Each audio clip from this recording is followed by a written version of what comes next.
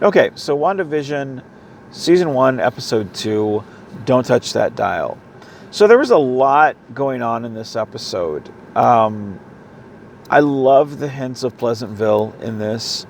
Um, there's not really a lot to say here that really wasn't touched upon from the last episode. You've still got more of the black and white.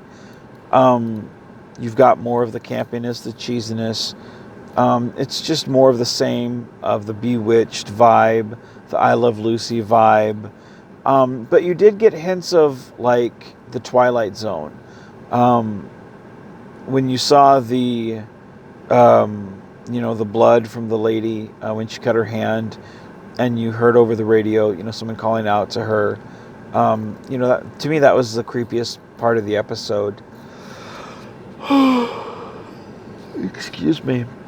Outside of seeing the bad guy at the end, like that was creepy. But hearing the thing over the radio, like it was just the whole thing is just it's really eerie.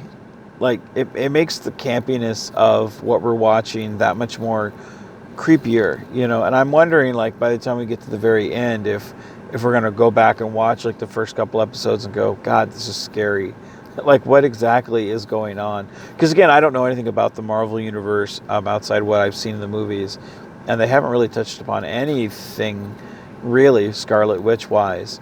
So to me, I'm going into this with you know um, a lot of no knowledge. That's not really even a phrase.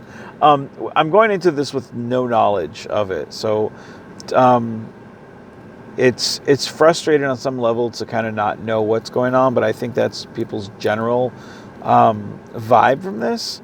But I do like seeing Vision and Wanda be together, even if it's not the truest sense of the characters.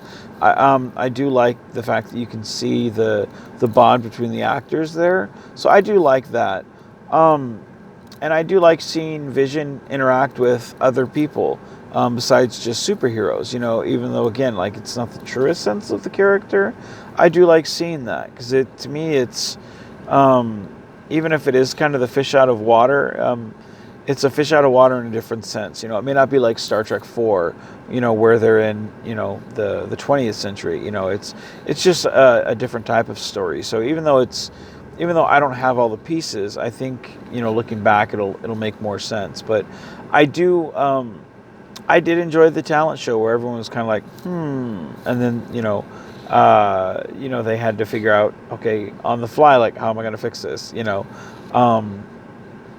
I did think I thought it was a pretty decent episode overall. I'm intrigued with how it's going, especially the ending. I thought that was a pretty good cliffhanger. I'm curious, and you can tell again they're definitely going somewhere. I'm just not sure where, and that's one of the things. It's a good thing and it's a bad thing. For if this was a series where you could binge watch the whole thing, I think it would be a lot better. The fact that it's in a weekly format,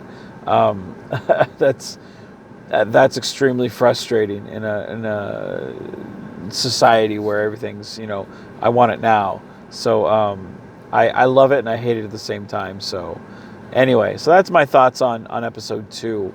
I'm not necessarily excited for episode 3. Like I know I'm like, I gotta get to it. I'll get to it.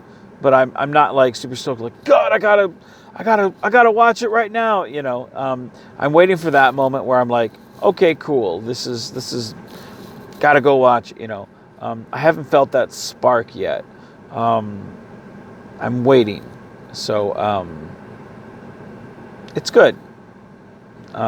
Just haven't felt that spark yet. So anyway, all right, guys, be genuine, be safe, and keep on geeking on.